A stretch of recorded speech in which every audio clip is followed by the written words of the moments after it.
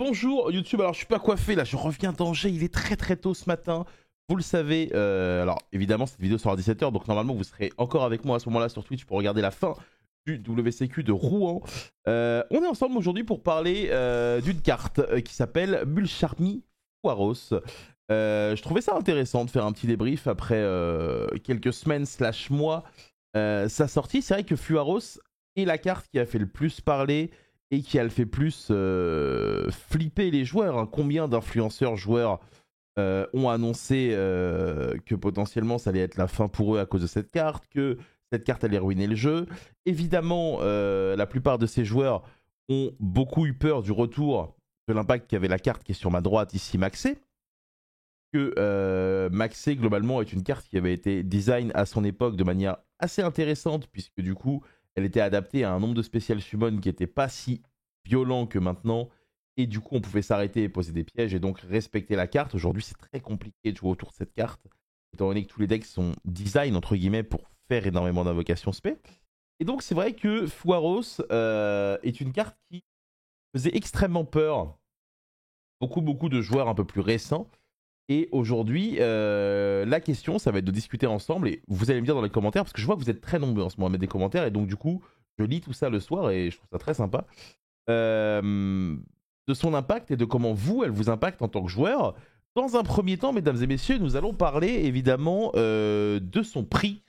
Son prix qui est assez intéressant. Alors, ce qui est assez rigolo, c'est que grâce à cette carte, je suis capable de faire de la magie, puisque je suis capable, mesdames et messieurs, de prendre ma caméra, qui va se mettre au point très vite, je l'espère évidemment, de transformer ce billet ici de 5 € en évidemment un billet de plus de 100 €. Et oui, c'est la magie évidemment de Yu-Gi-Oh! C'est ce qu'on peut faire grâce aux cartes aujourd'hui. Donc on va aller évidemment regarder sur le site référence Card Market. Alors évidemment, j'en profite, hein, si vous cherchez des cartes ou quoi, il y a la DAC que vous voyez juste ici, qui est mon partenaire. Vous avez 5% avec le code VINCE5 sur Card Market ou sur leur site internet qui est très récent, datecard.fr. N'hésitez pas, ça fait toujours plaisir. Alors, Fuaros, avant de parler un peu de l'impact de la carte et rappeler ce qu'elle fait, parce que c'est vrai qu'il y a peut-être des gens qui ne savent pas, on va parler de son prix. C'est une carte qui était plutôt vers 130 € lors de la sortie. Historiquement, des cartes à la rentrée qui sortent souvent, qui valent ce threshold, hein, c'est-à-dire 100 balles, il y en a eu quand même pas mal, et même à des époques très vieilles hein, du jeu. Pour ceux qui ont connu Dad, pour ceux qui ont connu Zen Mains, pour ceux qui ont connu Rescue Rabbit, pour ceux qui ont connu Tour Guide, même si Tour Guide c'est encore un peu différent, ça valait rien au début, puis après ça a explosé. Fuaros aujourd'hui est accessible en français aux alentours de 100 € globalement. Alors, c'est un prix qui évidemment est très conséquent pour une carte, sachant qu'en plus il en faut 3. Et le fait de l'avoir mis en secrète, évidemment, n'aide pas à la facilité de son acquisition. Maintenant pour le coup, pour moi, si elle se stabilise autour des 100-110, ça resterait, entre guillemets, un palier que je trouve, vraiment, gros guillemets, m'agressez pas, raisonnable. Parce que, on va le voir ensemble, la carte est évidemment extrêmement jouée. Dans les tops de YCS, je vais prendre les 2 derniers YCS en exemple. On en a énormément dans les decks. Là où c'est intéressant, c'est que tout le monde ne la joue pas en main deck. C'est-à-dire que globalement, la carte, elle a un défaut. C'est que... alors attendez, je vais quand même vous représenter la carte pour ceux qui ne la connaissent pas. La carte a un défaut. C'est que elle doit se jouer si vous contrôlez aucune carte. Donc forcément, en Go First, elle est très affaiblie. Et c'est là où du coup elle va être beaucoup moins polyvalente et intéressante qu'un Max C. Maintenant, ça reste quand même une option de Go second qui, souvent à ton adversaire, s'il n'a pas de réponse, tu joues pas.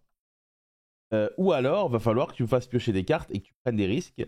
Et donc, c'est un peu un jeu entre les deux joueurs qui se met en place, qui donnera raison globalement à Konami au niveau du design si jamais c'est pas trop broken et que les adversaires, entre guillemets, sont pas dans la situation de pas jouer. Et qui au contraire donnera raison aux joueurs qui ont peur si jamais le joueur qui se la prend doit arrêter de jouer parce qu'en fait c'est soit il a perdu, soit il a perdu. C'est la mort ou Chichi, la mort, mais d'abord Chichi évidemment. Donc du coup, on peut regarder ensemble. Donc ça c'est l'YCS Équateur, donc il s'est déroulé la semaine dernière. Donc évidemment Oliver London lui il en avait 3 de base, donc ça fait 3. Là, on en a 3 en side. Alors, il y a évidemment 2 écoles. Il y a beaucoup. La majorité des gens la mettent en side si jamais elle n'est pas main deck. Il y a très peu de gens qui ne la jouent pas. La principale raison qui fait que vous ne la jouez pas, c'est souvent soit que vous ne l'avez pas, soit que vous avez un archétype très particulier dans lequel vous pouvez vous en passer. Donc là, on en a 6 déjà sur 2 joueurs, 9 avec le 3e joueur. Tempai Dragon, évidemment, qui est un deck qu'on a énormément profité. Lui, il n'en a que 2, donc ça fait 11 sur 4 joueurs. Malheureusement, on n'a pas ces 2 decklists-là, mais connaissant Polo, ça m'étonnerait qu'il n'en ait pas 3.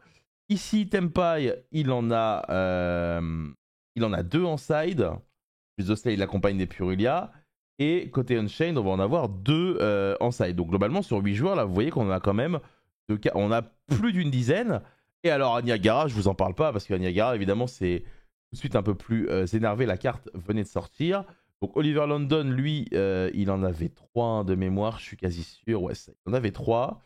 À côté de ça, Sky Striker n'en avait pas. Labyrinthe en avait 3. Tempai Dragon, alors on voit pas très bien en réalité. J'aurais peut-être dû comme ça sera plus simple pour le coup. Là, ici, on a 2. C'est globalement très très très populaire. Et donc maintenant, la question que je vais vous poser, c'est est-ce que la carte est indispensable? Parce que c'est vrai que c'est la question que beaucoup de gens aiment bien poser. Il y a beaucoup de gens qui n'ont pas forcément les mêmes ambitions que d'autres à Yu-Gi-Oh! Est-ce que je suis obligé de jouer cette carte pour jouer? Moi, de mon prisme à moi, la réponse est oui, parce que moi, je n'envisage pas de me dire que je vais jouer avec des armes qui sont peut-être plus faibles que mes adversaires. Maintenant, il y a des joueurs qui ont réussi à prouver qu'on peut largement jouer sans et quand même prendre du plaisir et s'amuser au jeu. Donc, comment on peut jouer sans? Bah, on peut jouer sans en jouant un deck qui va tout simplement comment dire, avoir un go first qui va être très très fort et pas forcément avoir d'option pour la discard. Donc c'est-à-dire qu'en gros l'idée c'est que quand vous êtes en go first, bah, vous avez quand même une belle brique en main. Et en plus de cela, bah, à moins de pass turn sans rien faire, c'est une carte qui ne vous servira pas. Et bah, sinon à part ça, comment s'en passer? Juste on peut pas l'acheter, quoi. Donc moi je suis un peu mitigé. J'ai beaucoup de mal avec le discours du on peut s'en passer. Moi mon prisme à moi c'est qu'elle est obligatoire. Elle vous permet d'avoir pas des relâchements, mais qu'elle vous permet tout simplement de deck build en fonction de la présence ou non de cette carte dans votre go second et la complémentarité qu'elle a avec une carte comme Purulia ou avec toute carte de go second est quand même assez violente. Côté réédition, j'ai tendance à penser que ça arrivera pas avant un moment, c'est quand même relativement récent. Et donc du coup, bah voilà pourquoi je les ai montrés en début de vidéo. À la base, je les avais pris en japonais. Parce que je voulais jouer avec ça le temps de jouer, mais au final, ils sont là, ils sont bien là en anglais, et donc j'ai malheureusement cédé à la tentation et cédé au fait de devoir les prendre également. Est-ce que vous avez cédé? Est-ce que vous avez des solutions peut-être dans le chat pour ceux qui ne l'ont pas, tout en ayant des ambitions? Quand je parle d'ambition, évidemment, ça ne veut pas dire que vous venez en vous disant je vais perdre, c'est tout simplement des ambitions de type est-ce que vous pensez que c'est possible de gagner sans?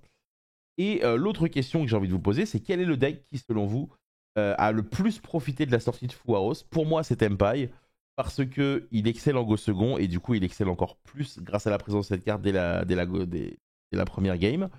Voilà, donc cette petite vidéo talk, j'aimerais bien que vous me disiez ce que vous en pensez de ces vidéos talk, parce que bah, c'est quand même relativement important de savoir, parce que si ça vous plaît pas, ou si par exemple dans les commentaires vous voulez pas trop en débattre, des vidéos qu'on ne fera plus dans le futur.